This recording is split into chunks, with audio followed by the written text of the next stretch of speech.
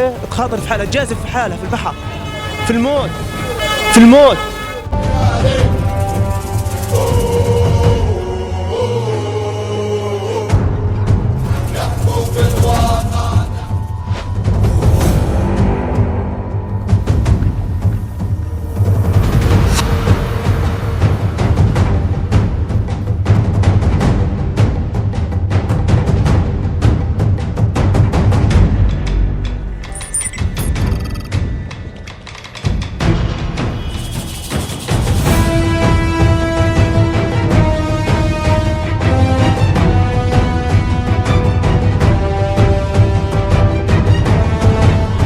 مديلي باب خلفي اني كمان انا للي بده يطلع برا البلد وبده يهاجر يهاجر، واللي بده يضله بيشتغل جوا.